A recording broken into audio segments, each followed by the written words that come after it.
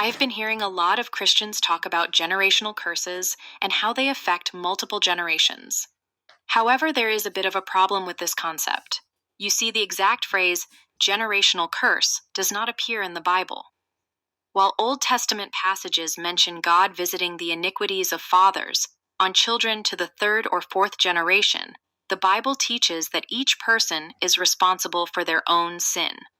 Yes, in Exodus 25, it does say that iniquity is visited on the third to the fourth generations of those who hate him. This is better understood not as active punishment for a parent's sin, but as the natural consequences of iniquity affecting children who continue in the same idolatrous practices. It implies that sin creates lasting negative patterns that harm future generations. So when Christians teaching generational curses run into a Bible scholar, they honestly get eaten alive because there are multiple biblical verses showing that each person is responsible for their own sin. However, I don't think the people teaching generation curses are totally wrong. The issue they run into is using bad terminology and trying to make the Bible fit into this bad terminology rather than using what the Bible actually gives us, which is similar to what they are talking about. The Bible does not support the idea that individuals are spiritually cursed by their ancestors' past actions. The Bible speaks of generational consequences, where the effects of a parent's sin, such as dysfunction or abuse, impact children.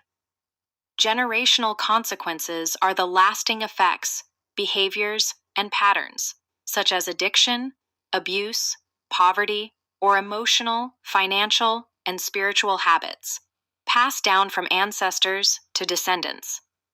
These patterns, or traumas, create cycles that influence, but do not dictate, the behavior of future generations.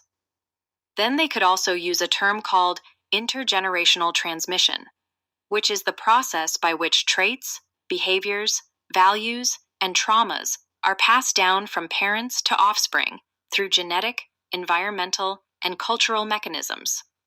This complex, multi-layered mechanism shapes a child's development, including the inheritance of trauma, socioeconomic status, and behavioral patterns, spanning generations.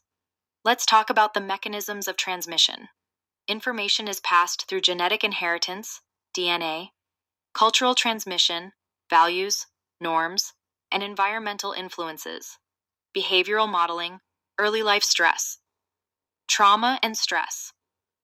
Traumatic experiences can create heightened emotional sensitivity and fear, impacting parenting styles and affecting offspring who had no direct involvement in the original event. Behavioral patterns. Patterns of interaction and relational styles are inherited, often unconsciously, through the emotional programming between parents and children. Intergenerational disadvantage. Disadvantages, such as poverty or family violence, can be transmitted down multiple generations. Values and culture. Families pass on beliefs, attitudes, and behaviors, which become part of a child's subconscious and guide their choices. Physical and mental health.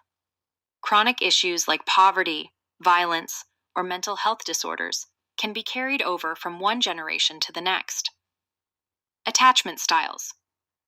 Attachment styles are psychological frameworks detailing how people bond in relationships, originating from early caregiver interactions.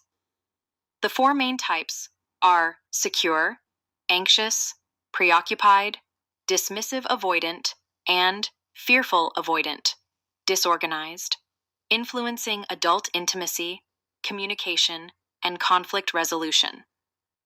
These patterns are not set in stone and can be changed. While the Bible does not mention the term intergenerational transmission, it clearly backs it up. Yes, the Bible strongly supports intergenerational transmission, emphasizing the passing of faith, values, and wisdom from one generation to the next. Scripture highlights this through commanding parents to teach children, older generations mentoring younger ones, and community-wide storytelling of God's works to ensure continuity of faith across generations. Deuteronomy 6:2, 7, and 4.9.